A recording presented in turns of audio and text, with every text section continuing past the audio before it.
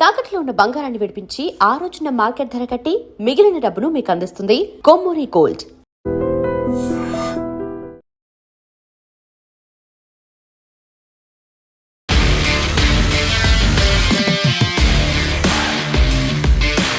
నమస్తే, welcome to I dream weekend update with కవిత.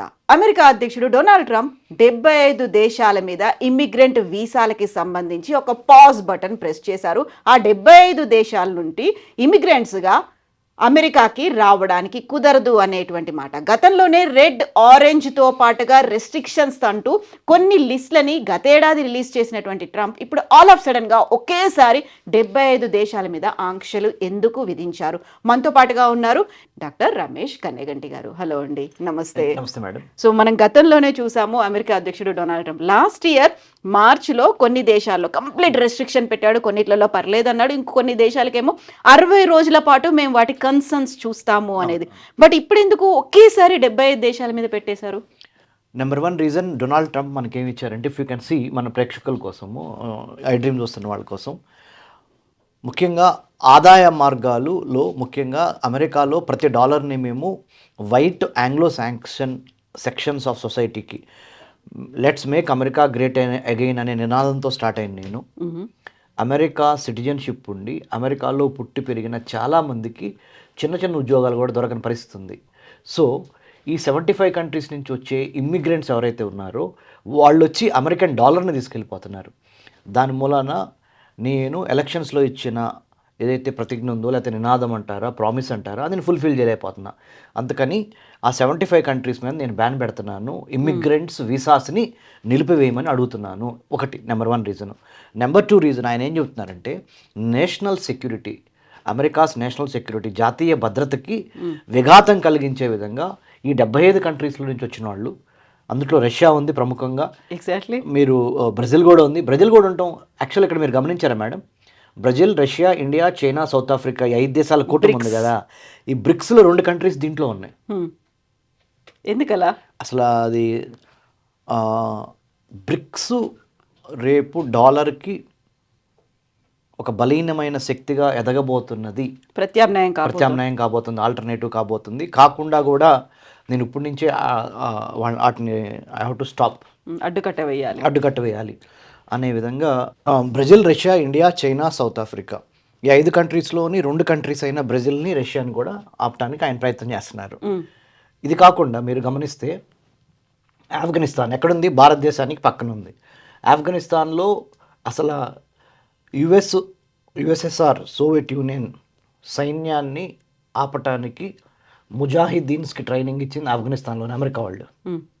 అంటే what I'm trying to say is, వాళ్ళు ఎంత వ్యూహాత్మకంగా ఏ దేశాల నుంచి జనాలను ఆపుతున్నారో మీరు గమనిస్తున్నారు. వెరీ రీసెంట్ గా క్యాపిటల్ హిల్ మీద అటాక్ అయింది కూడా, అక్కడ సెక్యూరిటీ గార్డ్స్ ని కూడా చంపింది కూడా ఆఫ్ఘనిస్తాన్ పౌరుడే అని. ఇదే ఏషియా ఖండంలో ఉంది. అల్బేనియా, యూరప్, అల్జీరియా, మీకు ఆఫ్రికాలో యాంటిగ్వా అండ్ బార్బుడా అంటే వెస్టిండీస్ దీవులు, Armenia again Asia, Azerbaijan Asia, Bahamas అంటే మన వెస్టిండీస్ దీవులు, బంగ్లాదేశ్ అగైన్ ఏషియా, మన పక్కనే ఉండక పొరుగు కంట్రీ, బార్బుడాస్ అగైన్ వెస్టిండీస్ దీవులు, Belarus Europe, Africa Asia, Bhutan మళ్ళీ Asia, Bosnia Asia, South America, Burma Asia, Cambodia Africa, South అమెరికాలో 1, 2 రైట్, కొలంబియా చెప్పాను కదా, కోటే డిఐవోరే ఆఫ్రికా, క్యూబా. సో అసలు అమెరికాకి శత్రువు ఫిడెల్ కాస్ట్రో అప్పటి నుంచి, బిగినింగ్ నుంచి. సో లాటిన్ అమెరికాకి పక్కన మన ఉంది ఇది Cuba, Democratic Republic of the Congo అంటే Africa, Dominica Africa, Egypt Asia, Eritrea is in Asia I think, Fiji Pacific ఐలాండ్స్లో, గాంబియా ఆఫ్రికా. ఇట్లా మీరు చూసుకుంటూ వెళ్తే గానా ఆఫ్రికా, గ్రెనడా అంటే ఒక స్మాల్ ఐలాండ్ వెస్ట్ ఇండీస్లో. ఈ గ్రెనడాకి తెనాల్ నుంచి ఒక పసుపులేటి, ఆయన ఇంటి పేరు గీతాకృష్ణ గారు అనుకుంటా, ఆయన ఇప్పుడు ఇండియన్ హై కమిషన్ తరపున, గ్రెనడా తరపున Grenadian high commissioner to India. Okay. So ఆ గ్రెనడా అనేది చిన్న ఐలాండ్ అనమాట, ఎక్కడ మన ఈ వెస్ట్ ఇండీస్ దీవుల్లో, అట్లాంటిక్ మహాసముద్రంలో. సో గాటిమాలా అంటే again South America. So South America నుంచి ఏషియా నుంచి అంటే కుల్మిలాకి మనం ఏం చెప్పాలంటే ఏషియా, సౌత్ అమెరికా, ఆఫ్రికా ఈ 3 కాంటినెంట్స్ని ఎక్కువ రిస్ట్రిక్ట్ చేశాడు. ఎందుకు? ఇక్కడి నుంచి ఇల్లీగల్ ఇమిగ్రెంట్స్ ఆర్ ఇమ్మిగ్రెంట్స్, ఇల్లీగలే కాదు లీగల్ ఇమిగ్రెంట్స్ కూడా వీసాలు ఇవ్వద్దు. ఎందుకు అంటే ఒకటి నేషనల్ సెక్యూరిటీకి విఘాతము, వీళ్ళు వచ్చి ఇక్కడ క్రైమ్స్ ఇవి పెరిగే అవకాశం ఉంది. 2 అమెరికాలో పుట్టి పెరిగిన వాళ్ళకి మాత్రమే చిన్న చిన్న జాబులు కూడా వాళ్ళకే చెందాలి ప్రస్తుతానికి. ఎందుకంటే నేను మేక్ అమెరికా గ్రేట్ అగైన్ అనే నిదానంతో అధ్యక్ష భవనంలోకి వచ్చాను. 2వ కారణం. 3వ కారణం ఏంటంటే ప్రపంచ రాజకీయాలు జనవరి 1 నుంచి ఇవాళ జనవరి 17, 2026 iDream స్టూడియో హైదరాబాద్లో కవిత గారు, రమేష్ కన్నగంటి మనము ప్రపంచ రాజకీయాల గురించి, ప్రపంచ సెక్యూరిటీ గురించి మాట్లాడుతున్న నేపథ్యం ఇది. ఈ 17 రోజుల్లో ప్రపంచంలో మొదటి 18 రోజులు కురుక్షేత్రం ఎట్లయితే ఉందో, కురుక్షేత్రం జరిగింది 18 రోజులు కదా, రేపటికి 18వ రోజు అవుద్ది. ఎన్నో శరవేగంగా ప్రపంచ రాజకీయ, ఆర్థిక, సైనిక పరిణామాలు మారిపోతున్నాయి. Iran America, Venezuela America, America China, America Russia, America Greenland, right? వీటన్నిటి ప్రభావం భారతదేశం ఏ విధంగా పడబోతుంది, భారతదేశం యొక్క ఆర్థిక పరమైన, రాజకీయపరమైన, మరి ముఖ్యంగా వర్తక వాణిజ్యపరమైన, మిలిటరీ పరమైన అంశాల మీద భారతదేశానికి, మన దేశానికి ఏ విధంగా ప్రభావితం కాబోతుంది అనేది iDream ప్రేక్షకులకి చాలా ఇంట్రెస్టింగ్ ఉంటుంది. అది ఎందుకంటే మన దేశం గురించి మనం తెలుసుకోవాలి కదా ప్రపంచాలు. సో ఇక్కడికి వద్దాము. మీరు అన్నట్టుగా కువైట్ అగైన్ ఆసియా ఖండం, Kyrgyzstan Asia, Laos Asia, Lebanon Asia, Liberia, ఇదొకటే లైబీరియా అండ్ లిబియా ఆఫ్రికాకి వెళ్ళిపోతాయి. మ్యాసిడోనియా యూరోప్కి కింద ఏదో చిన్న ఒక కంట్రీ ఇది. Moldova, Mongolia again Asia, Montenegro ఇది మన యూరోప్లో ఒక చిన్న కంట్రీ. అంటే కుల్ మిలాకే యూరోపియన్ కంట్రీస్ ఏమో మహా అయితే 10-15 ఉంటాయి 75లో. సింహభాగము ఆఫ్రికాలో కానీ ఏషియాలో కానీ ఉన్న కంట్రీస్కే. పాకిస్తాన్, మనము పాకిస్తాన్తో we share our land borders 3,323 kilometres LOC line of control with Pakistan. So Pakistan కూడా ట్రావెల్ బ్యాన్ కంట్రీస్లో ఇమ్మిగ్రెంట్ వీసాసు ఇవ్వద్దు అనే దాంట్లో పాకిస్తాన్ కూడా పెట్టారు, రష్యాను కూడా పెట్టారు. రష్యాను పెడతాం అనేది క్లియర్ కట్గా చెప్పేస్తున్నాడు ట్రంప్.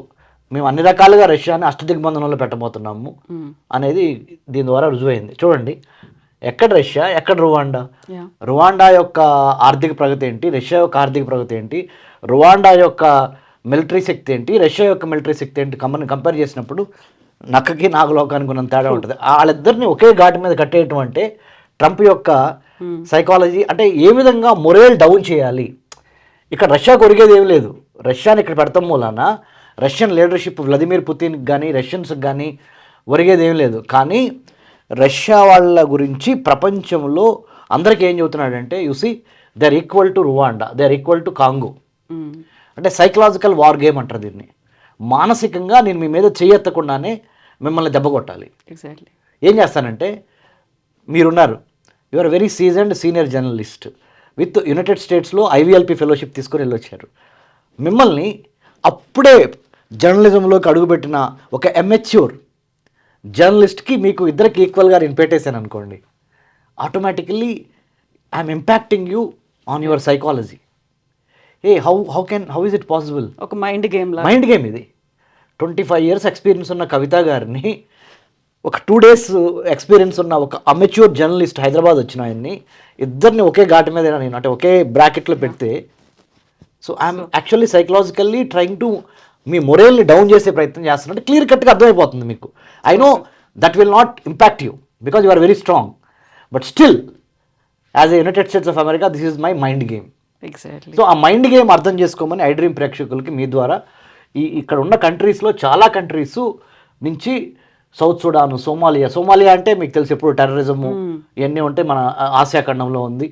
సెనగల్ అండ్ థాయిలాండ్ అంటే జనరల్గా టూరిజానికి నెంబర్ 1 ఫేమస్. అలాంటి థాయిలాండ్ని కూడా అసలు బ్యాన్ చేయటం అనేది, ఎందుకంటే most Europeans and Americans go to Thailand for a cheaper tourism కానీ మెడికల్ కానీ మోస్ట్లీ ప్లెజరబుల్ అండ్ ఎంటర్టైన్మెంట్ ట్రిప్స్కి అక్కడికి వెళ్తారు. సో థాయిలాండ్కి టూరిజం అనేది వాళ్ళ బ్యాక్ బోన్ అంటే ఎకానమీకి. సో థాయిలాండ్ కూడా అమెరికా రావద్దు, Thais you are not allowed అనేది చెప్తున్నాడు. Togo, Tunisia, Uganda, again Africa, Uruguay, Uzbekistan Asia, Yemen Asia. So మీరు కుల్ మిలాకే చూడండి మేడం, A to Z లాగా A to Y అనేది ఉన్నాయి. నేపాల్, మన పక్కన ఉన్న Nepal, you know. So what I'm trying to say is Asia ఖండము, ఆఫ్రికా ఖండము, ఈ రెండింటి మీద మెయిన్ టార్గెట్ చేసి అందులోంచి 75 దేశాలను తీసి, మరి ఇంకోటి గమనించండి మీరు, ఎక్కువ ఇందులో ఎక్కువ ఏదర్ ముస్లిం డామినేటెడ్ అంటే ఇస్లామిక్ రిలీజియన్ ఉన్న కంట్రీస్ ఎక్కువ ఉన్నాయి. ఎగ్జాక్ట్లీ. తర్వాత క్రిస్టియన్ బేస్డ్ కంట్రీస్ ఎక్కువ ఉన్నాయి. సో అది కూడా అంటే కొంత రిలీజియస్ టోన్ కూడా ఉంది దీంట్లో ఆపటంలో. ఇంకొంత నేషనల్ సెక్యూరిటీ పేరు, ఇంకొంత economy must belong to our local Americans first, ఇంకొంత ఈ మారుతున్న జియో పాలిటిక్స్లో వీళ్ళని ఆపేయటం ద్వారా అమెరికా గడ్డ మీదకి వచ్చి అమెరికా భూభాగంలో కూర్చొని ఇంటెలిజెన్స్ గ్యాదరింగ్ చేయకుండా ఉండటానికి కూడా అది మెయిన్ రీజన్. సో ఇక్కడ పెట్టిన దాంట్లో ఒక చిన్న మెలిక కూడా ఉంది. వాళ్ళని ఏంటంటే ఎవరైతే టూరిస్ట్ కోసం వస్తారో, ఎవరైతే బిజినెస్ దాని మీద వస్తారో వాళ్ళకి మాత్రం వెల్కమ్ ఉంది. అందులో స్టూడెంట్స్ కావచ్చు, చదువుకోవడానికి వస్తున్న వాళ్ళకి ఉంది. బట్ ఇమ్మిగ్రెంట్స్గా ఉండే వాళ్ళు, కానీ మేడం ఇక్కడి నుంచి ఈ కంట్రీస్ నుంచి స్టూడెంట్స్గా వచ్చే వాళ్ళు చాలా తక్కువ ఉంటారు. మీరు చూడండి, చిన్న చిన్న కంట్రీస్ అంత పెద్ద డాలర్స్ పే చేసి, ఇది $30,000 $40,000 పర్ సెమిస్టర్ ఇండియన్స్కే కష్టంగా ఉంది, ఇండియన్ స్టూడెంట్స్కే. వాళ్ళు బేసికల్గా నేను ఒక ఇంటెలిజెన్స్ పాయింట్ ఆఫ్ వ్యూలో చెప్తున్నాను మీకు, అవన్నీ ఏంటంటే సభ్య సమాజానికి మేము అవుట్ రేట్గా బ్యాన్ చేయలేదని అనిపించుకోవడానికి అవి. అందుకని ఆ ఎక్సెప్షన్ ఇచ్చింది. ఇది టూరిజము, మీరు చెప్పిన ఎడ్యుకేషన్ రంగంలో చదువుకోవడానికి నో ప్రాబ్లం, ఇమ్మిగ్రెంట్గా వచ్చి ఇక్కడ స్థిరపడాలనుకుంటే మాటికి ప్రాబ్లం అని, అది ఓన్లీ కళ్ళు నీళ్ళు చూడటానికి. అసలు విషయం చెప్తానండి, మారుతున్న geopolitics, geoeconomics, geostrategic కండిషన్స్ని దృష్టిలో పెట్టుకొని డొనాల్డ్ ట్రంప్ యొక్క నిర్ణయం ఏంటంటే visual intelligence, imagery intelligence, human intelligence, ఈ ఇంటెలిజెన్స్ సేకరణకి వీళ్ళందరినీ శత్రు దేశాలు వాడుకొని అమెరికా గడ్డ మీదకి పంపించి ఇంటెలిజెన్స్ని బయటికి తీసుకెళ్లకుండా ఉండటానికి కూడా దీని మీద బ్యాన్ వేశారు. So there are possibilities people from these countries might go to United States of America, might be there in the form of a worker or a sundry jobs చేయడానికి, పెట్రోల్ బంక్స్లో కానీ, గేటెడ్ కమ్యూనిటీస్లో కానీ, super మార్కెట్స్లో కానీ చిన్న చిన్న జాబుల ద్వారా వెళ్ళి intelligence collection చేసి మళ్ళీ ఇంటెలిజెన్స్ని శత్రు దేశాలకి అమ్మే లేదా శత్రు దేశాలకి ఇచ్చే అవకాశం కూడా ఉంది. కాబట్టి Americans, CIA central intelligence agency, FBI federal bureau of investigation, ఈ రెండు చాలా ఇంపార్టెంట్ అమెరికాలో. ఈ రెండు డిపార్ట్మెంట్ ఆఫ్ హోమ్ల్యాండ్ సెక్యూరిటీ ద్వారా ప్రెసిడెంట్ డొనాల్డ్ ట్రంప్కి ఇచ్చిన సలహా ఇది. ఏమని, ఈ 75 కంట్రీస్ ఏవైతే ఇక్కడ కనపడుతున్నాయో ఈ 75 కంట్రీస్ నుంచి మీరు ఇమ్మిగ్రెంట్ బ్యాన్ పెట్టండి, తద్వారా ఇప్పుడు మేము హాట్ స్పాట్స్ అయిన వెనిజులా మీద, గ్రీన్లాండ్ మీద, ఇరాన్ మీద, మిగతా ఇంపార్టెంట్ కంట్రీస్ మీద మేము మైండ్ పెట్టే అవకాశం ఉంటుంది. ఎందుకంటే అండర్ స్టాఫ్ ఉంటారు, ఎక్కువ స్టాఫ్ ఉండరు, సిఐఏ కానీ FBI కానీ, given the American strategic posture. మరి తక్కువ మంది ఎక్కువ కవర్ చేయాలంటే బలహీనపడిపోతారు కదా. So this is the internal strategy advised by department of homeland security to the president of the United States of America Donald Trump.